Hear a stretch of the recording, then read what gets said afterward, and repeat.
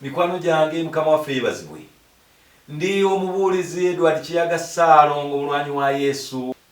Kyekiseera ekyokwaniriza mukwano gwaffe muganda waffe yajja okutulokola omwana wa Katonda Kristo Yesu. Era olunyiriri lwembasomera olwaleero ndujje mu Isaaya essula 9. Isaaya 9 tunalaba olunyiriri olw'omukaaga. Wakagamba bwe wati: kubanga omwana atuzaaliddwa ffe, omwana ow'obulenzi atuweereddwa ffe, n'okufuga kunaabanga ku kibegabega kye, n'erinnya lye liyitibwa nti wa kitalo ateesa ebigambo, Katonda ow'amaanyi, Kitaffe ataggwaawo, omukulu ow'emirembe. Oyo gwe mbaleetedde Kristo Yesu.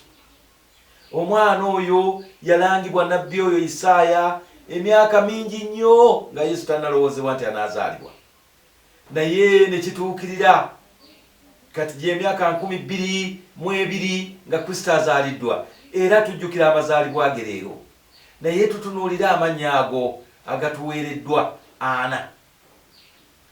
Nyinza obutagalambulula gonna wamu ku ssaawa eno, naye naawe ojja kwongera okugatunuulira. Erisooka ligambye nti wa kitalo ateesa ebigambo. Eryo ly'erinnya lye erisooka. Eryokubiri, Katonda ow'amaanyi. Eryokusatu, Kitaffe ataggwaawo. N'eryokuna, omukulu ow'emirembe.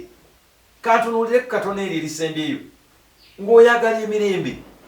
Emirembe ensi gyetayinza kukuwa, emirembe ekibiina kyo ekyobufuzi kye bitayinza kukuwa, emirembe mikwano gyo gye gitayinza kukuwa.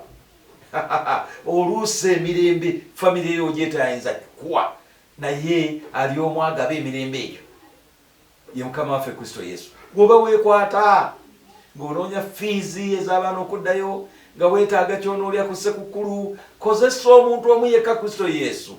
Oyo yagenda okukuwa emirembe ensi gye teyinza kukuwa. N'olwekyo mbaagaliza amazaalibwa ga mukama waffe amalungi nga mweyongerako mu kumumanya ne mu bulamu bwammwe. Mukama abeere nammwe.